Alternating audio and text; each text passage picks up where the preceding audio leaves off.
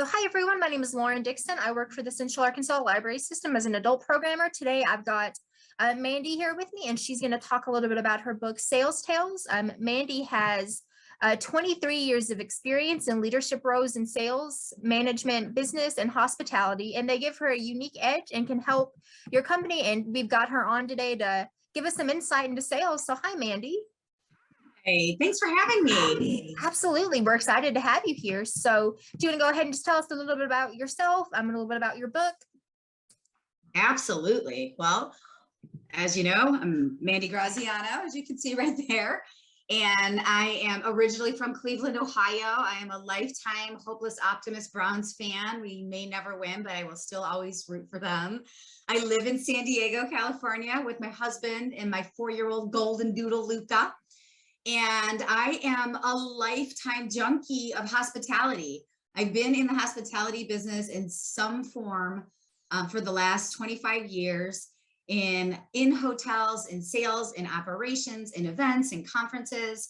And I work for a company called HPN Global. We find hotels and venues for people all over the world for their conferences and negotiate the contracts, do site inspections. In tandem, I've actually run a coaching business for sales and business coaching for the last 14 years.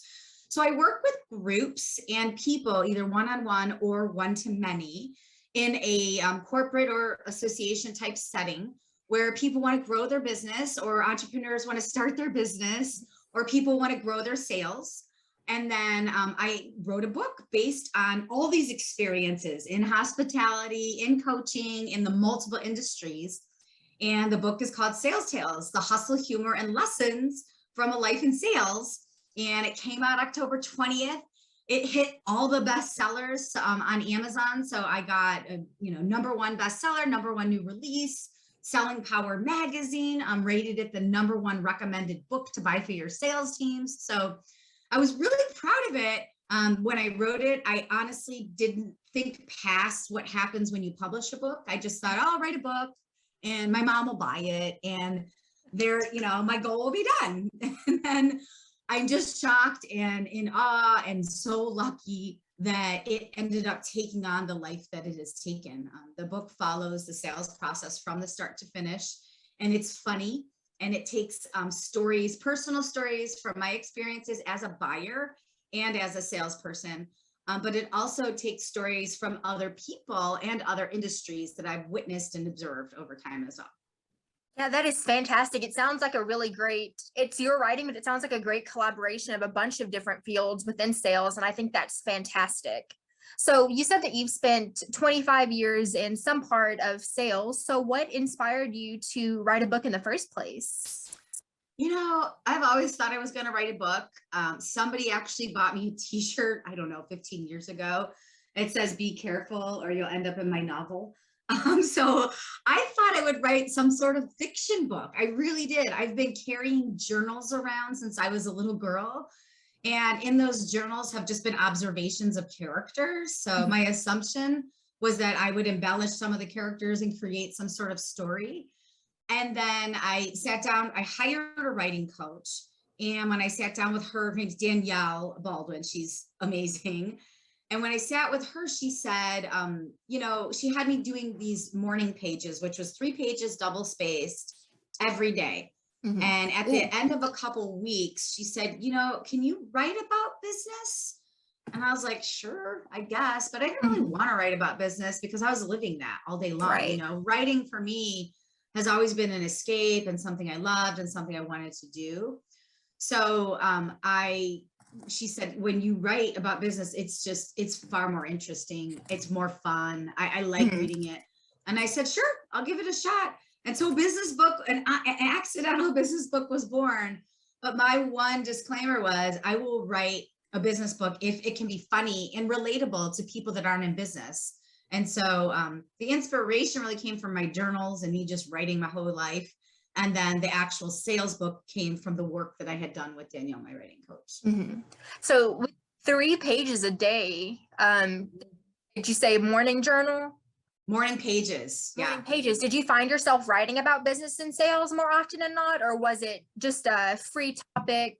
Just write about whatever you felt about that morning. It was a free for all. Sometimes I would write about weird dreams I had the night before, like about an ex-boyfriend, or I would write a grocery list, or I would write about something I was ranting or complaining about, or I'd write about bike rides I wanted to take.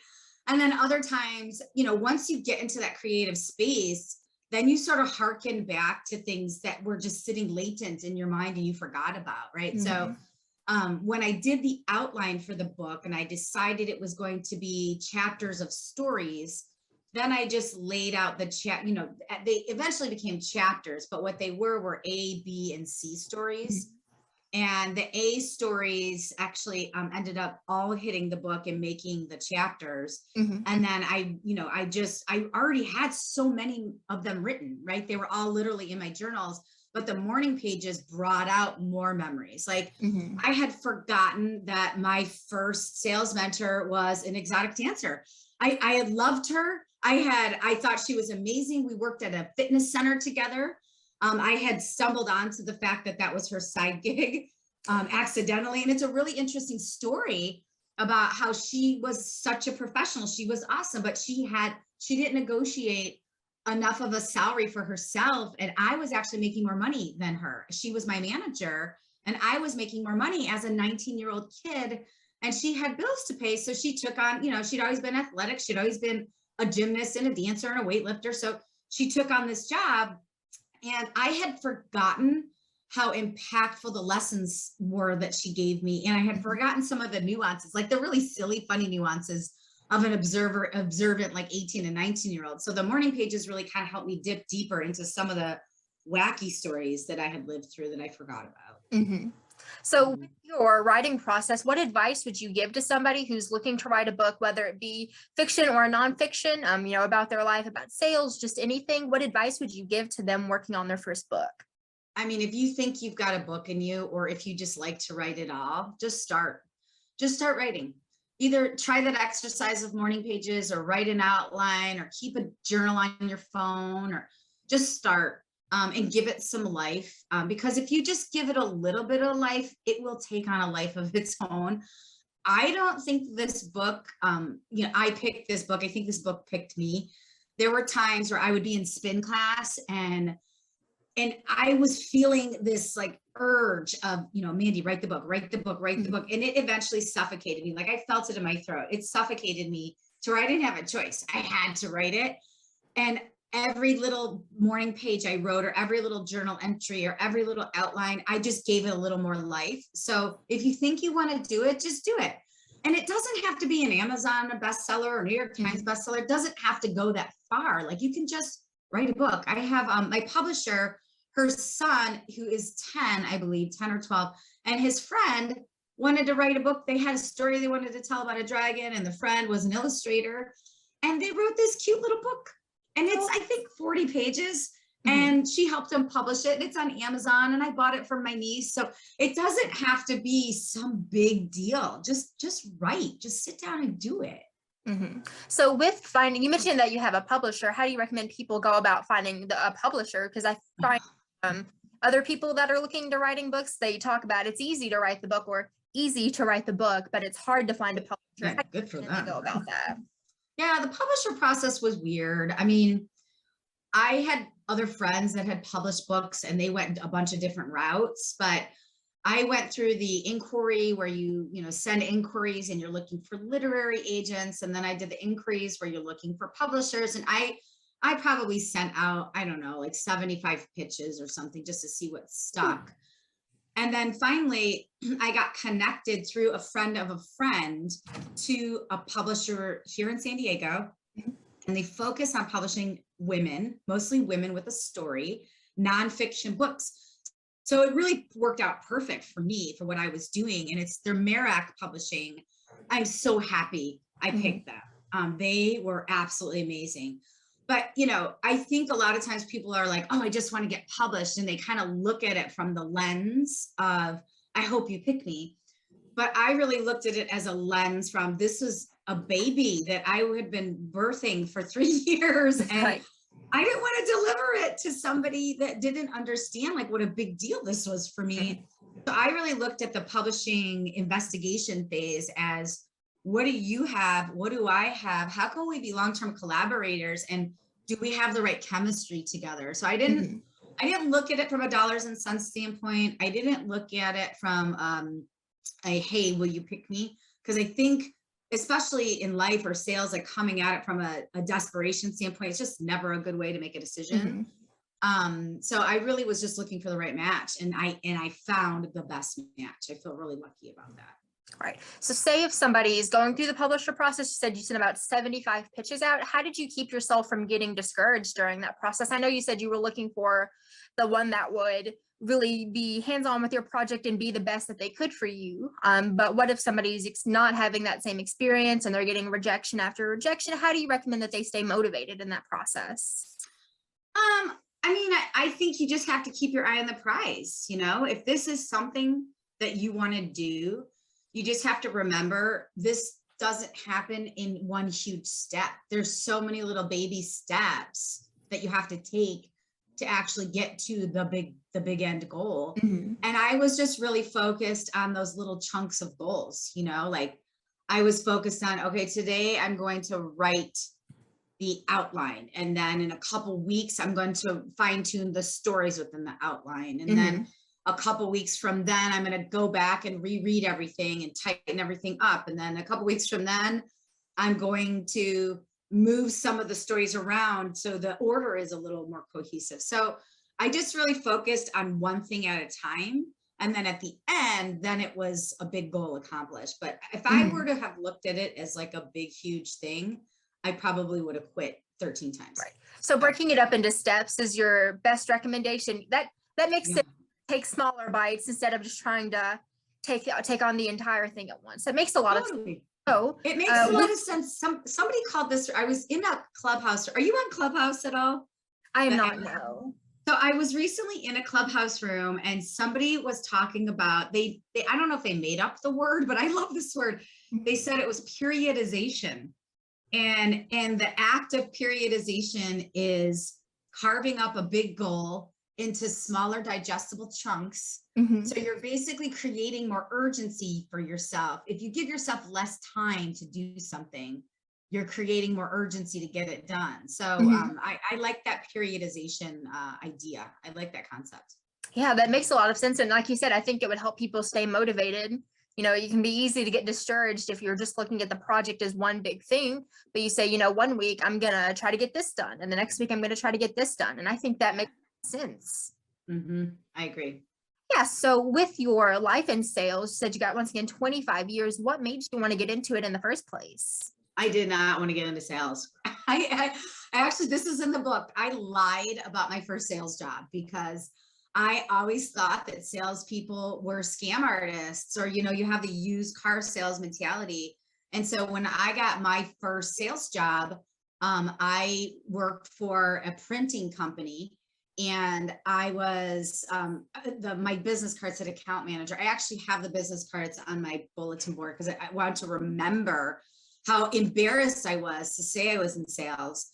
And then the deeper I got into sales and the different sales jobs that I took, and I realized, oh my gosh, a salesperson is an educator, and a salesperson is a listener, and a salesperson solves problems. And we all need sales in every part of our life. Like we are, you know, my mom, a mother of 4, you know how much sales it takes to get up, you know, wake 4 kids up, get them fed and out the door for school by 8 a.m. Like this is unavoidable. Like we have to get comfortable with this concept of sales. So once I just pivoted, I hate the word pivoted, we'll just say pirouette instead. So once I pirouetted to the concept of, you know what, sales is for all of us. And I am in sales. And once I embraced that, then, you know, the sky was the limit. I really just went for it from there. So you mentioned that there's a stigma behind being in sales in the word sales. You know, this is a bit of a deeper question, but where do you think that comes from? Why, at least in your experience, why do you feel like you were embarrassed or ashamed to say that you were in sales? Yeah, I don't know. I feel like it's peaceful. I think in one side, I think we, you know, sometimes we do have just bad sales experiences, right? Like you feel like somebody's trying to push something on you, or you feel like, and that, like I said earlier, that comes from that desperation, right? Somebody's pushing something on you because they have to make a buck. And if they don't make a buck, they can't pay their bills or feed their family, right? And that's really the fear piece of it. So I think we've all had those experiences that just make you feel gross sometimes. And there are some bad apples that ruin it for the rest of the great Honey Crisp apples like us, right? But I also think, you know, if you look back on movies and TV and things, and I love movies and TV, I grew up in the 80s. I'm a TV kid. But I think there are just different ways that salespeople are depicted, right? You've got like the disheveled used car salesperson, or you've got like the, you know, somebody trying to get one over on somebody. So I think there's been some visual stimulation in the past that carves out that opinion. And I think we've all, you know, it's like in every profession, there are just some bad apples that spoil it for the rest of us. Yeah, that makes a whole lot of sense. So as a salesperson, you said they're depicted as not necessarily a positive light in the media, but in real life, what are some core values that every salesperson should have? I think being a good listener is really important. I think really caring deeply about the product or the service is important. You know, I put this in the book too. That first sales job I had, I literally had no idea what I was offering. And once I figured out what I was offering, I hated it. I didn't care. I just wasn't into it. And so it wasn't the sales job that I didn't like, it was actual product. So I think, you know, being a good listener, really liking and caring deeply the product or service that you're offering, being enthusiastic about it. And then I think being organized with your time.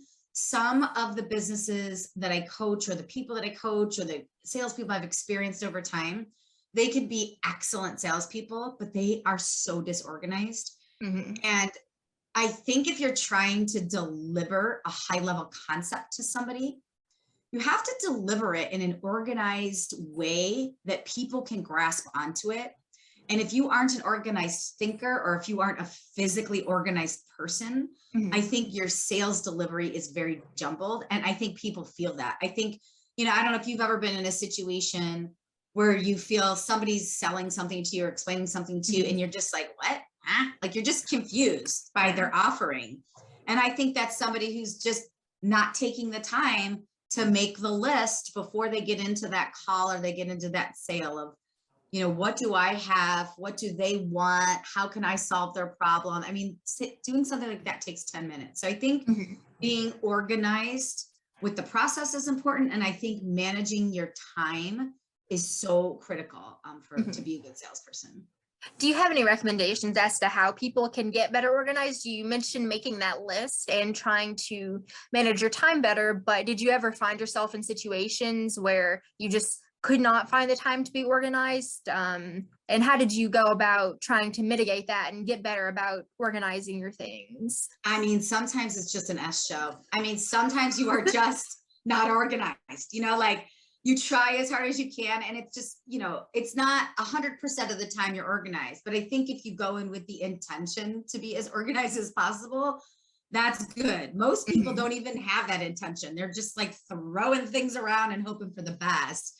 But I talk a lot about this in the book. I have a chapter called Time is Your Greatest Asset.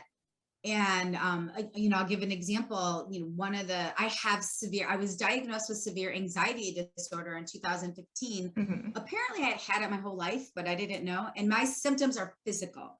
I don't have a lot that goes on in my head, but it's like very physical, like my arms tingle and my ears, right? Do you have the same thing? Yeah, well, mine's more of like physical and also mental, where I had worked this job as a programmer. Just the thought of going into a grocery store and having to interact with the person like checking out my items would like spiral me into an anxiety attack. Yeah, it's powerful, isn't it? Yeah. So mine was physical to the point where it got so bad that it was debilitating to get through my work day. Like I was on the phone with a customer one time and my jaw locked. I was like, I'll call you back. Like I had to hang up the phone on them. And it sounds funny, but it was one of those things. Like having peak anxiety disorder was just bad for business. I didn't have time for that. Right. And so I really had to make a decision and make a commitment to manage the disorder. I had to figure out, okay, like if I don't manage this thing, it's going to manage me. So, you know, there were about 6 weeks in 2015 where I was working half time, but I was still producing full time.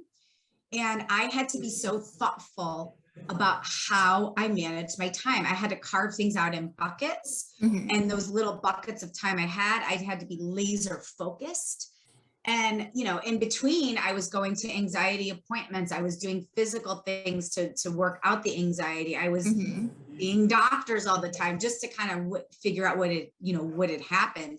And I got it tuned up. I was all fine, but that was a time where I would say time management was so impossible for me, because I had so much to do in a small period of time. But what I learned from that was, it's kind of like theory, like the bigger the purse, the more crap you have. Right. It's like the more time you have to do something, the more time you waste doing it. So when I carved things up into buckets of time, like emails, you know, look at revenue producing emails first and sort those by the highest revenue to the lowest revenue. I think most people attack their emails by the day. They just open up their computer and they're like, what do we have? But they let emails run them, but you need to run your emails. You know, you open it up, and before you even open it up, you have a list of like, I've got to get these 5 things done. And if I get these 5 things done before the end of the day, I'm successful. And when I open up my email, I'm looking for emails from those 5 people or those 5 projects. So I'm tackling all of those things first. So that was a really difficult time for me, time management wise, but I really gained a lot of life lessons from it. It was hard that I had to go through such a pain in the rear situation to do it, but I'm glad I did. Right. Thank you for actually sharing about that. I know sometimes people get too nervous to talk about their experiences with mental health, especially if you've got physical symptoms, but I appreciate you being able to talk about that, because I think especially now with the pandemic, people are experiencing all-time high levels of anxiety. And like you said, sometimes it's just debilitating. It's hard to get anything done. So thank you for sharing that. I appreciate you talking about that. So one thing that I did hear you mention was, and you had mentioned this earlier as well, like giving yourself less time to do something creates a sense of urgency. But how did you manage your time in a way that you were giving yourself just enough time to make sure that the product or whatever you were gathering was as good as it could have been, but also getting it done in a time where you would give yourself a sense of urgency? I mean, I think just really looking at your year, month, week, day, hour at a glance and carving that out, how you have to do it and when you have to do it and sticking to it. It's so easy to get out of focus. It's so easy. There's so many things that pop up. You know, in the hospitality world, there are just non-stop fire drills that you cannot predict. Somebody's checking in and their room isn't available, or somebody has to cancel a meeting because of Omicron, or there's all these things that pop up that you can't control. So be ready for those, right? But plan out your day in a way that you're laser focused on the task at hand and just don't swerve from it. It's you're going to have to swerve from it every now and again because of these fire drills. But if for the most part, you stay focused on the plan. And I think a lot of people say they have ADD, and maybe they do, or maybe they don't. I do think it's a real problem. I personally don't have it, but I work with a lot of customers that do have it, and it's so unmanaged. And I can see how it just interferes with their life and with their day. And my hope and my wish for them is they can find a solution to that the way I found a solution to my anxiety disorder issue, because I do think it's debilitating, and I think it takes you out of focus, and I think it prevents you from being functional and productive. So with you saying that you've got to be laser focused between managing your job and managing your own personal life, did you find that there were any tools that helped you? Did you keep an online calendar, or are you the type to prefer to write things down? I do it all. So yeah, I do it all. So I have a couple things I do. I believe the way you start the day is how you set the tone for the day. So I try to not set my day up in a rush, because I used to do that a long time ago. I used to wake up and I would go straight to my phone and straight to my emails, and then it was just off to the races, and it was just crazy pants all day long. And as soon as I stopped doing that and I said, okay, I'm going to wake up, I'm going to drink a big glass of water. I'm going to go outside, take a deep, fresh of breath air. I am going to give my husband a kiss. I get up 2 hours before him, give my husband a good morning kiss. I'm going to give my dog a little pet and give her her medicine. I'm going to read 4 or 5 sentences out of this sunrise gratitude journal I have. And then I'm going to start the day. So when I gave myself a little bit of a buffer, and sometimes I have 10 minutes to do this, sometimes I have an hour and a half to do it. It just depends on what's going on in the day, especially with multiple time zones I'm working in. But I changed this up for myself about a year and a half ago.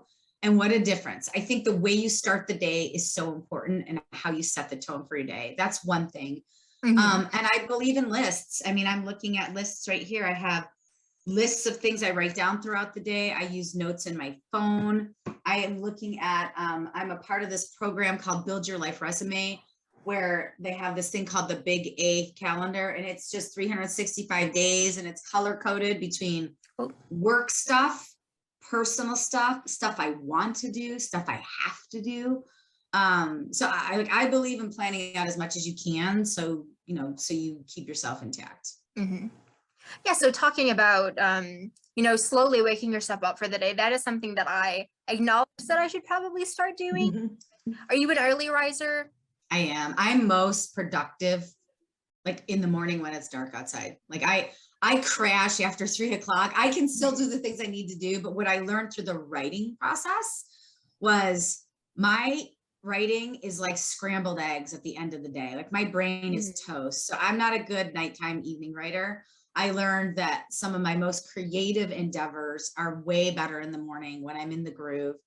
And some of my most complicated strategic projects are better to do in the morning because I'm more functional. Now, I know people like one of my nieces, she is in nursing school and she thrives. Like she comes alive at night at 8 p.m. until 1 a.m. is her jam. And that's how her body works. So I think it's important to figure out what is that time frame? What is that window for yourself, and operate in those hours, the best that you can. So I try and save, tasks that are kind of busy work or wrapping up type of things or administrative type of things for after 2 o'clock in my day. Cause for me, those are kind of mindless, but the stuff that requires the most brain power, I do at the beginning of the day because I'm a morning person.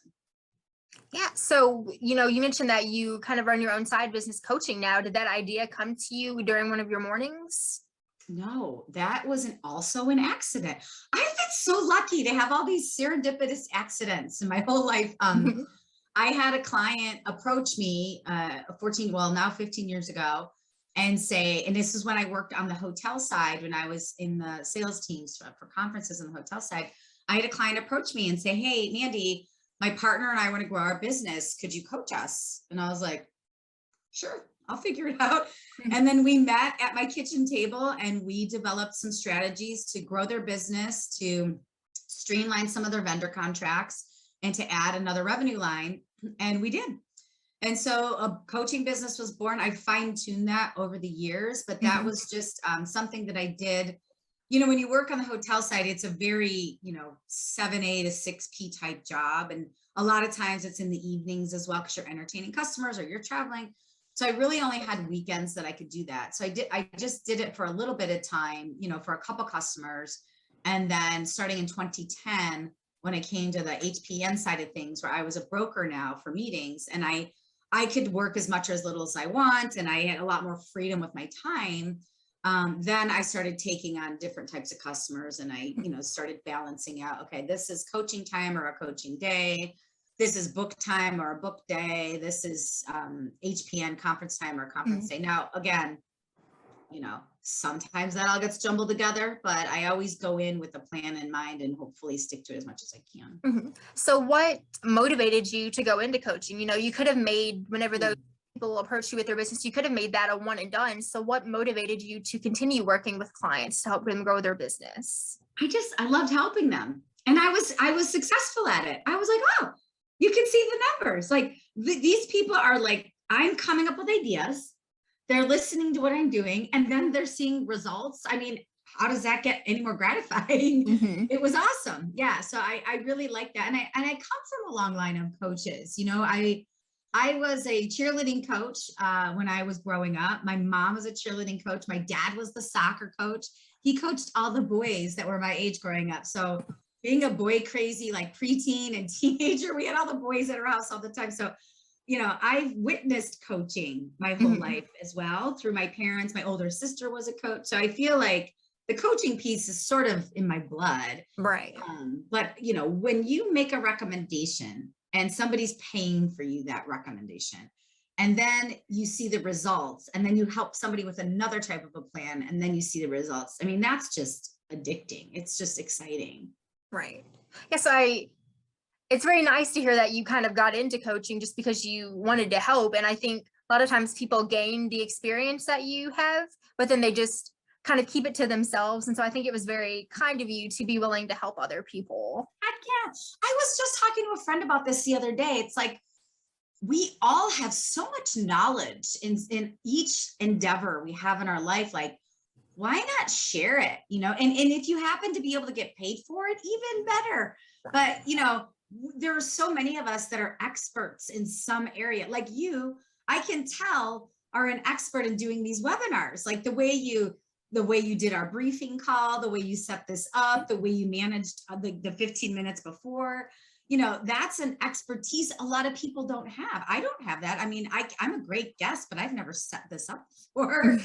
So, I think we all have some expertise, and I think it's just, don't worry about, you've been doing it 20 years or 10 years. If you have something that you're good at, share that with people. You might be helping somebody, and if you can get paid for it, even better. Yeah, well, thank you for the praise. It is also, it sounds like we both just really enjoy our jobs. I love being able to interact with people and share the information that others have. I'm not sure how interesting people would find a Zoom program about how to set up a Zoom program, but for like the information that you have to share, a lot of people were interested. So I do thank you for once again taking the time out of your day to be here with us. For sure. Yeah, my pleasure. With your sales process, can you walk us through, the very beginning of the sales process to the very end when you close the sales? Yeah, for sure. So, and I lay this out in the book too. So it goes through prospecting. So how do you find new business? I mean, just keep your antenna up. There's business everywhere. Tell people what you do and how you do it. People want to support you, especially people that love you. And then there's networking. So I have a thing about just, if you go to these events or online and you have these networking things, do not ever talk about the weather unless you're a farmer. It's just be more clever, find different ways to connect with people, and then building relationships. And I think that's really the crux of a good salesperson, is somebody that builds really deep relationships, like where they really care. Not like, oh, I have to do this because of this. It's like, no, like I really care. I really, really care about this person. I really deeply want to solve their problem. Making presentations. The chapter in the book I'm really proud of is Don't Be a Vanna and the Privilege of Presentation. I love Vanna White. I actually met her when I was in high school on accident. She's a lovely woman, but it's the equating, when she turns the letters. I've just seen so many salespeople just, put their arm out and show you, oh, how do you like this? But they're not digging into what that presentation is. And there's privilege in presentation. Every time you go on camera, every time you meet with a group of people, that's a presentation. And how you present yourself displays confidence. And if you can display confidence, then you can probably close a deal. And then there's time management. That's a part of the process. And then closing the deal. Now, I'm a big believer. If you do all these other steps, closing the deal is the easiest thing. All you have to do is ask for the business, right? Part of closing the deal is knowing your competition, knowing them inside and out, knowing your strengths, knowing your weaknesses, how to sell against them in an ethical way with integrity. And then, the final piece is managing your business through a crisis, which, we've all been through COVID right now, and how to keep your business afloat during COVID has been tricky, but many people have done it. And then same with, the auto crisis and the dot-com boom and the crash, as well as September 11th. So I address all of those, how to manage your business and do well and do poorly in all of those in the book. But I think those are the key elements of the sales process, start to finish. So I heard you mention the term networking. I mean, you recommend going to live or Zoom events. Where can you find some of those events? Do you just look up, networking from Google or, Yeah. oh, is that all you have? Well, you can do that. Yeah, sure. Or, I love LinkedIn. In the old days, people think LinkedIn used to be for people looking for jobs, but really it's just a social network for people that are actually working.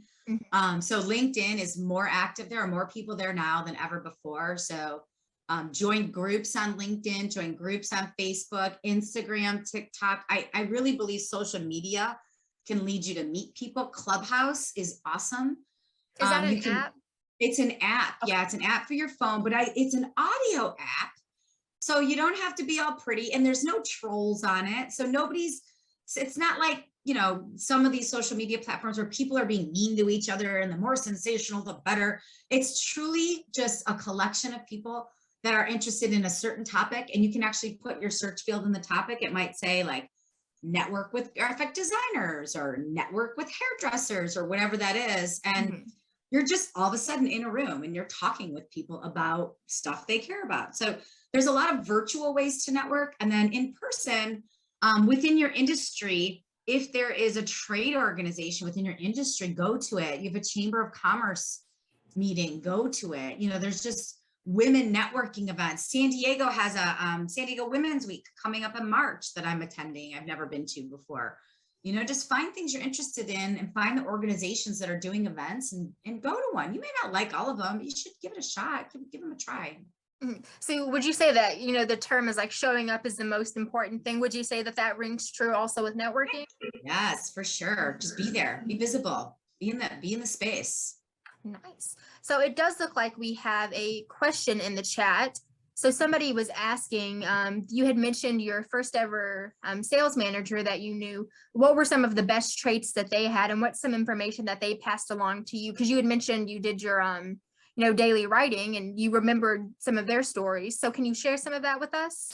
Yeah, she was awesome. I learned a lot about building relationships and building a network within your community and how important community is. And community can be a big word. Like it can be physically your neighborhood, or it can be your community of your family or your friends, or your college alumni, or whatever that is. But establishing that relationship and building from there, letting them know what you do, how you can do it, asking how you can help them and how they can help you. That was something I learned. I learned how to cold call from her.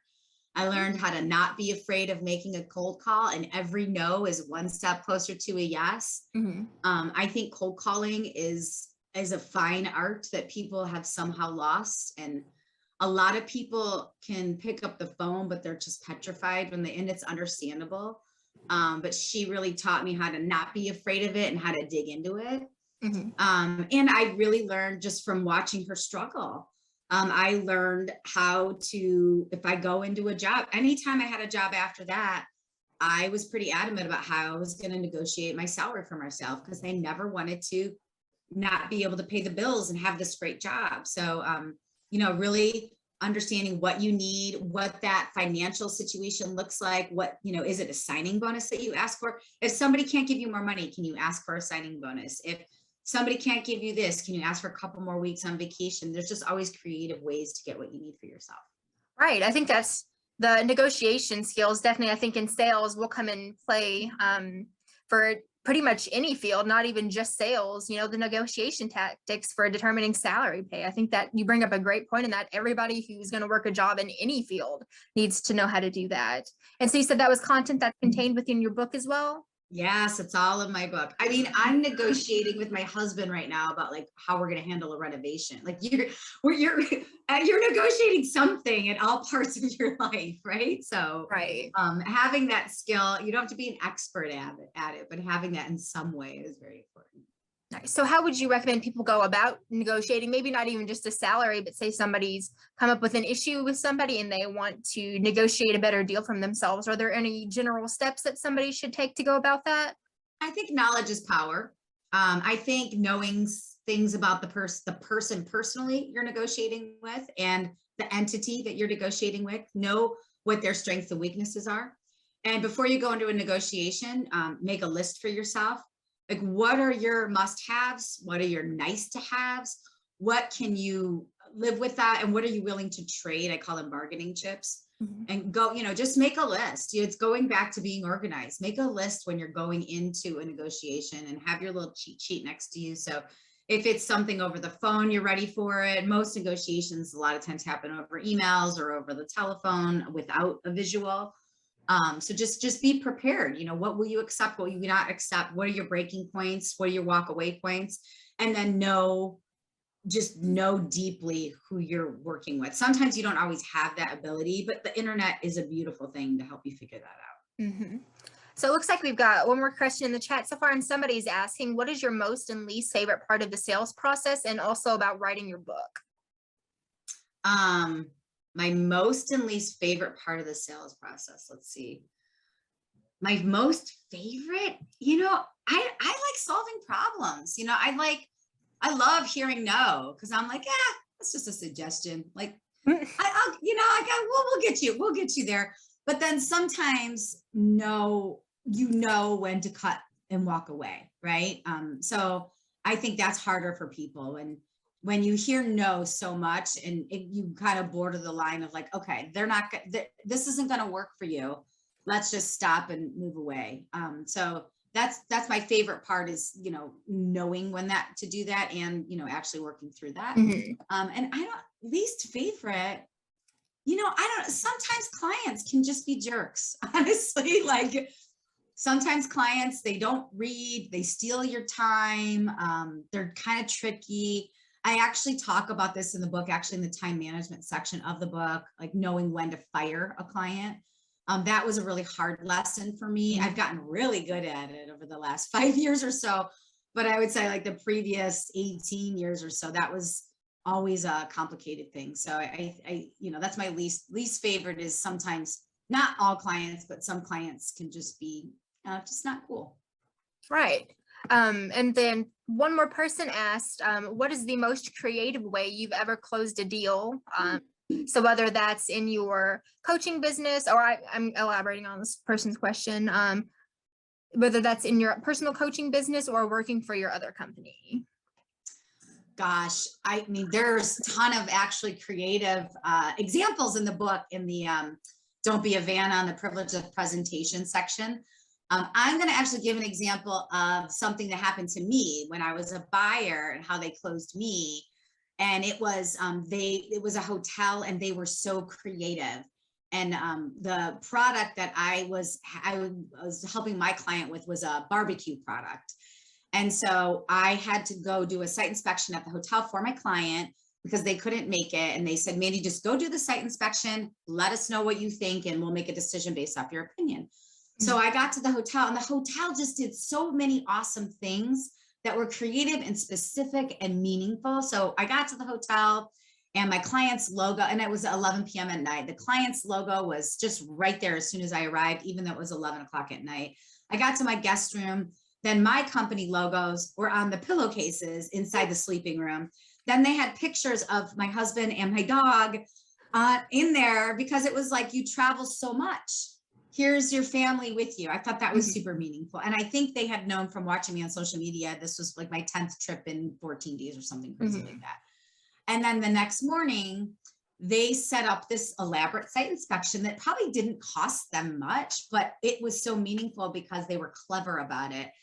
And the client was barbecue, right? So, we sat down for breakfast, and then I would look around, and every now and again, there would be a pig, someone dressed as a pig, and a chef with tongs chasing after the pig. And I just thought, well, this is just a weird little shtick. I didn't really know what was going on. And then I caught on. As we were walking around, every corner I turned, this was a barbecue thing, right? This was the chef trying to get the pig, right? Because it's a barbecue association. And then we sat down at the very end, and they had red and white checkered tablecloths. And they had embroidered aprons for my client and I. So I was able to take them back, and they all had chef's hats on. And then they ended up having one person from each department tell us, like, here's what we are going to do to earn your business. Here's what we're going to do to deliver an awesome barbecue meeting for you. And I just thought they hit it from all angles. It wasn't just about the fluff and the dog and pony show. Like, they actually took time to get to know me. They took time to get to know my client. And then they made it fun and memorable. Like, I'll never forget that site inspection. I think it was in 2013. I mean, it's been 9 years now, but I will never forget it. They did such a good job by just being clever and creative. So I'm assuming that probably did cost them some money. So you do recommend that people be willing to budget that money aside to kind of, hook in. Invest the money for sure, but most importantly, invest the time and the creativity. I think that's really, really good advice. Cool. You mentioned social media, and you had also mentioned earlier as well. You mentioned that it's very important to be active on social media. Yes. Is your social media something that you handle yourself, or do you hire out to do that? What do you recommend people do? Yeah, it all depends on what bandwidth you have. I don't have a ton of bandwidth to create a bunch on social media. So I actually have, I have an awesome person. Her name is Cassie, and she does social media where she creates for me. And then we created a social media calendar together. We do it every 20 days at a time. So we meet once a week and we review the calendar, and we look at my calendar, what's going on in my life and all the businesses and what would be important. So then she physically creates the things like this thing behind me, this background behind me.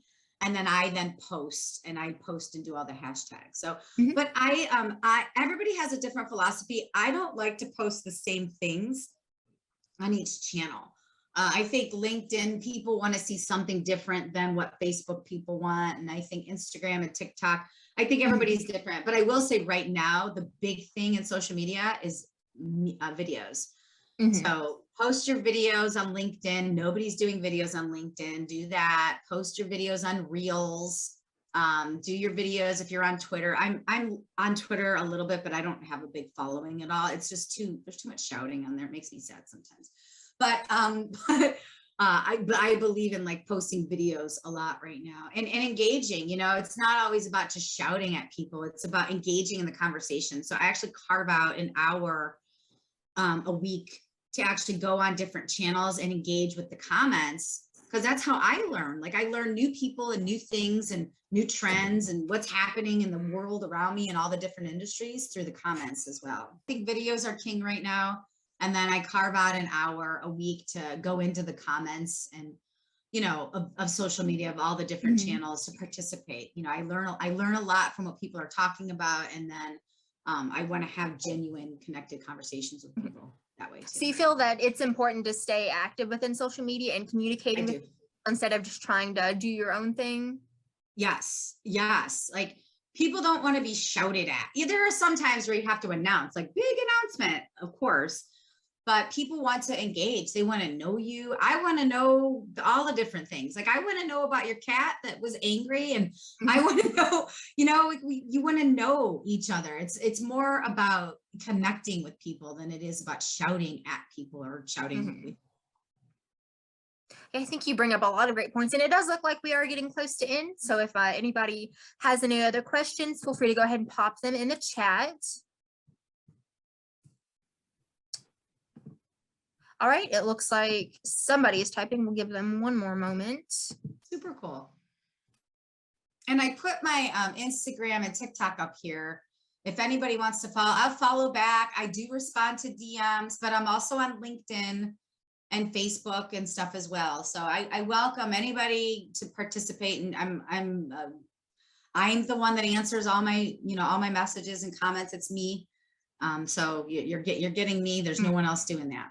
Yeah. So somebody had asked if you have to have a college degree to get into sales. No. Okay. I mean, I don't think so. I mean, think about some of the key makers of different things that are happening right now. I think college is important because it's something you start and something that you finish, but I think anybody can be in sales. I think some of the best salespeople and the best negotiators are 7- and 8-year-old kids trying to get a piece of candy from their parents. So, I mean, I think it's a craft and it's a skill, just like any other craft or skill that you exercise over time and that you master the more you practice. I think you've shared so much great information today. Like I said, we at the Central Arkansas Library System really appreciate your time.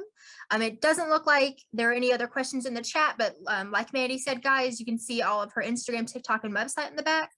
She is very kind and seems to be willing to answer you guys questions if you have any additional after this program ends. So Mandy, do you have any closing words? No, I mean, I'm selling a book. If you haven't bought the book, you can buy it on Amazon, or you can buy a signed copy of my book on my website, mandigraziano.com, or on the W Marketplace. I'm selling the signed copies on both those websites. And I'm recording the audiobook. I actually go in for a test later today. Ooh, So exciting. the audiobook launch will happen in April. And so right now I'm planning out more virtual book tour stuff and live book tours. So if you are in a city that you want me to be in, or if you want to do a virtual book club or virtual book tour, just, ping me at any one of these emails or addresses that you find me. And I'm really open to ideas. I want it to be organic and grow from people that are interested, instead of just plopping down a bunch of events and where people don't want to be. I am going to be in Ohio in April because that's where I'm from, and I didn't get to do a proper book launch there yet. So I'm going to do that with my family and friends in April. So if you're in Ohio, I'm coming to you. Let me know if you want me to do anything where you live. All right. Well, we're looking forward to it. Again, thank you for your time, and I hope everybody has a great rest of their day.